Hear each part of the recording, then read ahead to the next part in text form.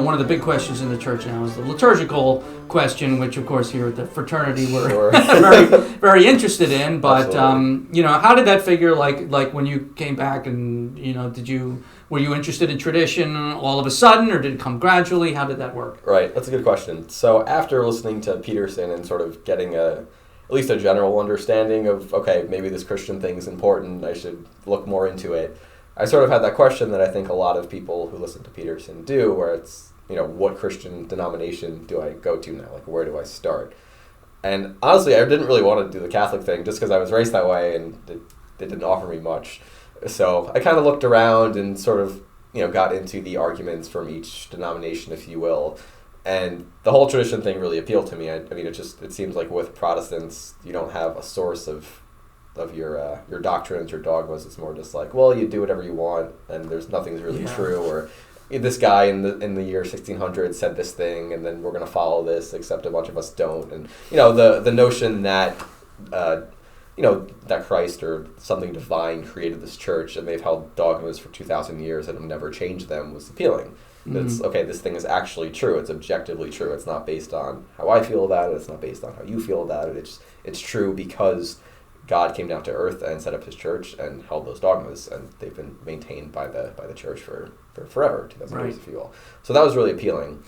So after sort of hearing those arguments and listening to some Catholic commentators who were tied into the Peterson, that sort of intellectual dark web, if you will, I started going to a Catholic church. I was living in Maine at the time, so there was a Catholic church up there that was still pretty nice. I mean, definitely they did the Novus Ordo, and they were quite liberal, and lots of times I would go, and they'd give a sermon, and it'd be very liberal, and I'd it's like, all right, I'm not going back next week. It's just ridiculous. I'm just getting mad. Well, what do you mean by liberal? Like, what's a liberal sermon? Just they'd give a sermon on the border, right? How we have to have open borders and really? That liberal, or the attack on the family by the administration is unchristian, and like that polarizing. I mean, it was Maine. They're a really liberal state, so it's not surprising. So it's political. Very, very political.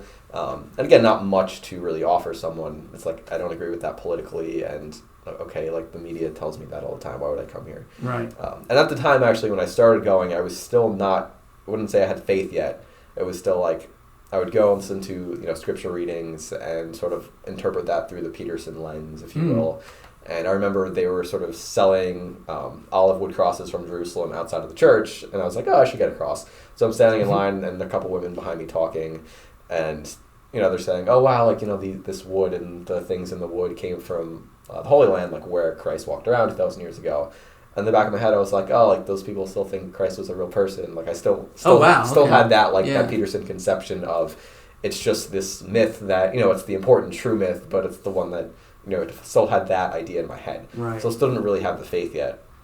But I would go, I recognized that it was important, and I wouldn't say at the time I thought I had to develop the ideas further. It was just like, okay, I can have my interpretation of this story and still have a community, if you will, a sort of set ritual that you do every week to sort of instantiate those ideas in your head. Like that still seemed important, but didn't really have the faith, didn't know much about the faith. I mean, despite going to Catholic school for 12 years, I knew nothing. Wow. I didn't even know that you had to, go to confession if you had a mortal sin in your soul to receive. Like, no idea. Because I started going back and it was like, oh yeah, time for the Eucharist. Like, just go up and no clue.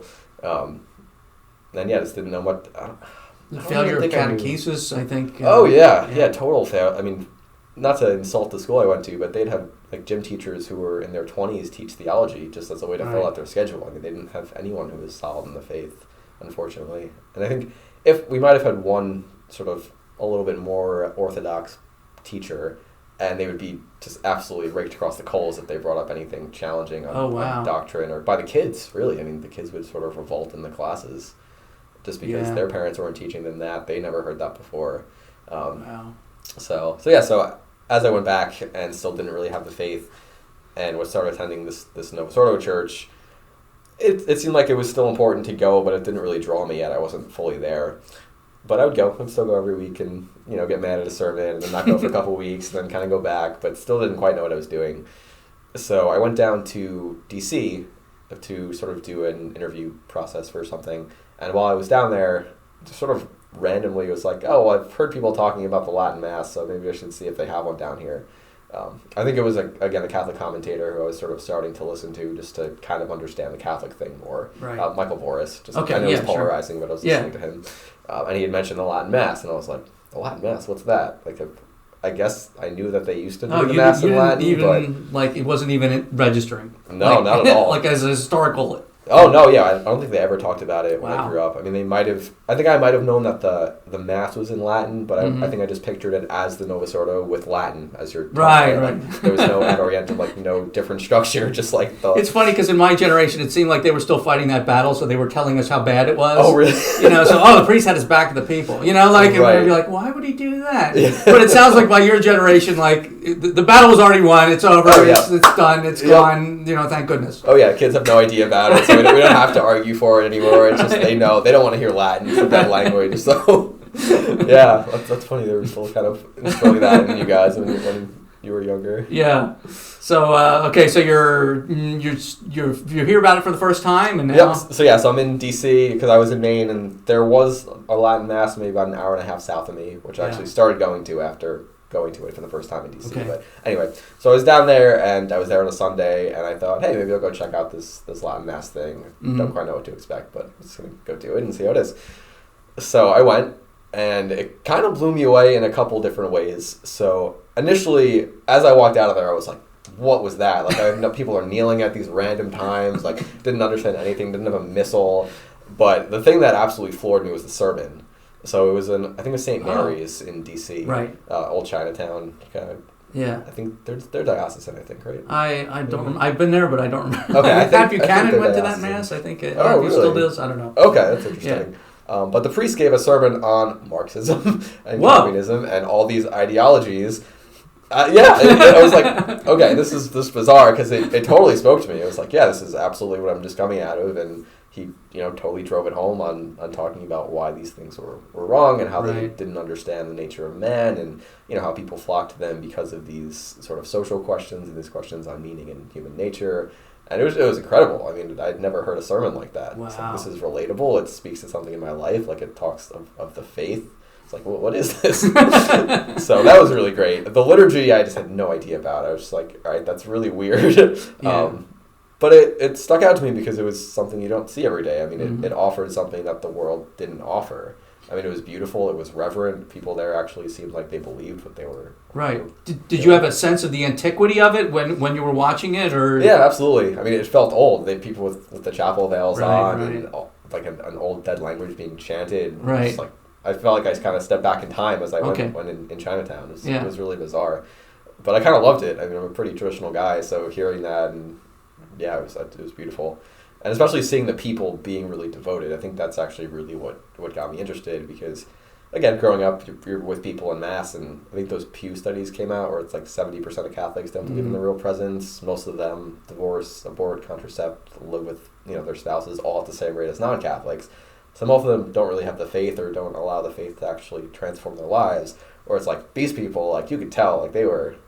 I mean, maybe that's a bit of a generalization, but it absolutely seemed like they were into this liturgy, and they were faithful and devout, and it wasn't just a show for them. I mean, I think it's hard to put up a show at a Latin Mass. I mean, if you're there and you don't think that the actual sacrifice is going on, you're not really going to stay. You're not there for the feels. Like, there's... it's not like a praise and worship thing. I like to kneel and stand a lot. Right, yeah. It's like, no, you actually think that the holy sacrifice is taking place on the altar, and that's what's drawing you in, and you're connected to, like, the beautiful tradition of the liturgy. And it's... so that definitely spoke to me a lot.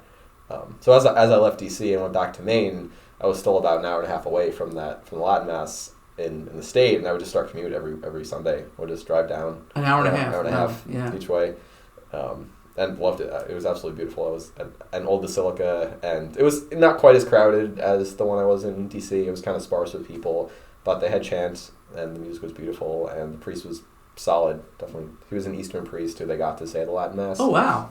Which is pretty interesting. But he's a solid priest. I mean, he didn't give sermons where people would get frustrated at, and just the liturgy was beautiful. And I got a missal, and got what's the little green book, tradition something. Oh yeah, I don't know. It's got that picture on the front. I can't think of it right now, but I still have it on my nightstand. But it's great. It's this really tiny book, and it walks you through every single part of the Mass and how it ties into the Old Testament kind of ritual that they had, or the old temple services. And it just walked you through it. So I'd go on YouTube, I'd pull up Latin Mass videos, I'd get my missal, I'd get that book, and like sit down and be like, okay, we're at this part. I'm going to follow along here. Because the first few Sundays I'm going, and I'm like, I'm lost. I have no idea where I am right now. So I wanted to like be able to actually follow along with the Mass, so I'd bring up YouTube videos and watch the Mass and kind of, okay, so I have to go back in the missal to this part. This is a proper, what's that? Like, right. It was still very, very basic and actually trying to figure out what was going on.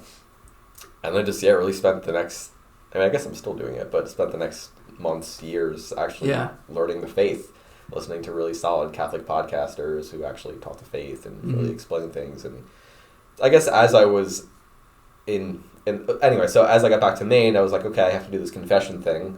Like, I guess they're teaching that you have to go to confession to receive the Eucharist. Well, I haven't gone to confession in 15 years. Like, I have no idea what I'm doing. But, I made a confession as best as I knew how then. And I did it wrong in the sense that, like, I didn't list as many, X amount of times, and definitely didn't hit all the things I needed to hit. But, I made an attempt and didn't actually know what I was supposed to do. So did that, started receiving, and I think it was just honestly like the grace from the Blessed Sacrament just that actually drew out faith in me, because as you know, faith is a gift, and you're not just going to intellectually work your way to faith. But it was kind of getting that intellectual substructure from Peterson and from these other Catholic commentators that led me to get into the church. And then once I started receiving the sacraments and receiving the grace, then the actual faith piece sort of connected to it. Right. So it was an intellectual journey first, that it led into a spiritual journey. Right. That's a good way to put it. And yeah, just sort of grew from there. And it was still kind of an intellectual journey. I think once you get into the Latin Mass community, you have to still be a little bit intellectual. And you're just sort of bombarded with all these questions on Vatican II and just all that kind of stuff. Right. And yeah, but do you find yourself like more attracted to the, well, I shouldn't say that, but the polemics of it? Like I know put a lot of people off. Like sometimes the polemics around the liturgical legislation and stuff. And right.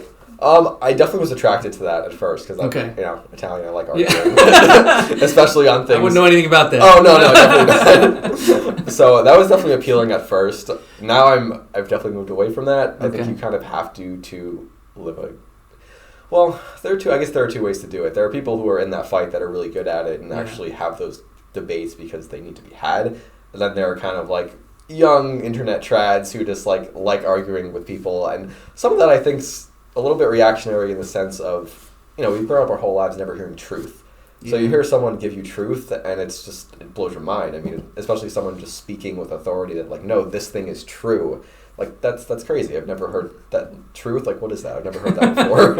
a lot of growing up, it's just like, oh, well, we feel that way, or we used to do that, but none of us actually believe it. So Pontius Pilate's paradise we're in. Yeah, exactly. Quid veritas. Yeah, exactly. Yeah, it's beautiful.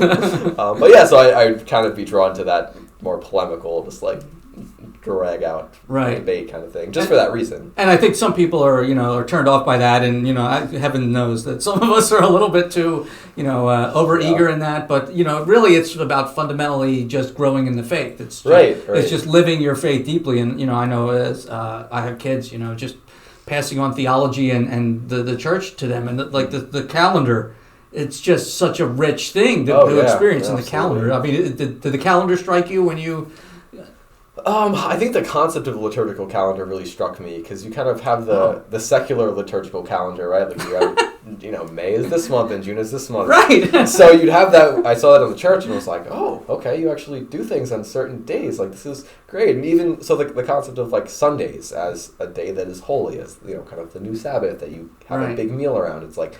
There were still whisperings of that in my Italian family where it's like, oh, Sunday you homemake pasta and you have everyone around the table and you eat and drink for 12 hours. And, that's all remnants of that concept of the liturgical calendar. On Sunday you went to Mass and you sanctified that day by doing all those things. So I was really drawn to the notion of like, you had this calendar that sort of structured when you did those things, because most people lost the concept of the calendar or why you did them, but they still had a little vestiges of these traditions that were dying and that most people didn't follow anymore anyway. Yeah. So I like that notion of like, okay, you have the liturgical year. It's set, like you do this every year. Right. You have these traditions that speak to that day for for an actual reason. That was really appealing. It only occurred to me recently that the 7 fishes was because it was the vigil of Christmas, and on the vigil you fasted from meat. And, right. Yeah, exactly. Oh, okay, so it's a big deal. It's a Christmas Eve, but it's also a fast day, so we do fish. Right. Yeah, it's like, well, that's why we do it. Okay, that makes sense. Because, you'd have kids growing up where it's like, oh, I don't like fish. Why do we still do that? It's like, oh, we just do it. Like, shut up. But there's actually a reason for it, because you would fast from meat on the vigil of the nativity. And it's easy for kids to grasp these kind of things. Friday we don't eat meat. It's just right. And like Halloween is another thing. I mean, it's not in the 62 missal, but it's another vigil day. It's a vigil of All Saints, and there's all these folk customs, and everything is wrapped up. And being Italian, that a lot of that. And you mentioned agricultural stuff, and a lot of that is tied into. Oh, right? Yeah, absolutely. That was also really appealing too. It's where you had like the agricultural tie-in to the liturgical tie-in to all the traditional things that you would do. I mean, it's just beautiful. I mean, it orients your life. That's the thing. It sets up. Okay, you have this thing this day, and this is when you do it.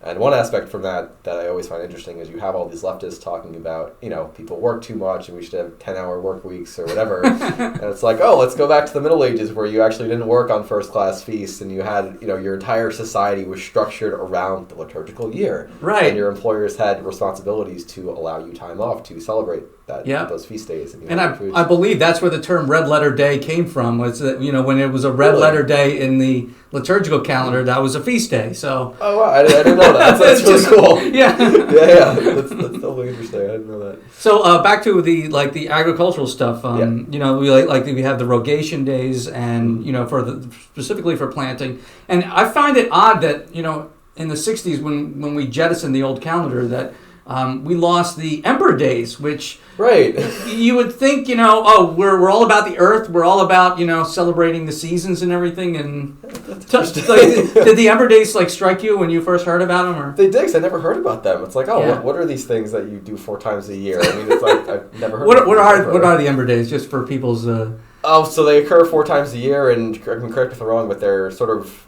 not honoring, but they're marking the agricultural changes in the season, right? Yep. So you could probably speak to them better, but you have your time for planting, your time for sowing, and all those things, right? Yeah, and there are 3 fast days in each, to mark the change from one season to the other. Right. Yeah, Monday, Wednesday, Friday. Yeah, Wednesday, Friday, Saturday. Wednesday, Friday, Saturday. Okay, yeah. The traditional fast days. Out, so I look at it. We're all learning. Yeah. But I found that really interesting, where you actually have this tie-in between the land giving you life and sustenance and your religion and your practice. Right. Because again, I think a lot of people in those movements are looking for that. They kind of attach on to these pagan kind of rituals that they're trying to bring it back just because they want something to do, to celebrate, to just commemorate.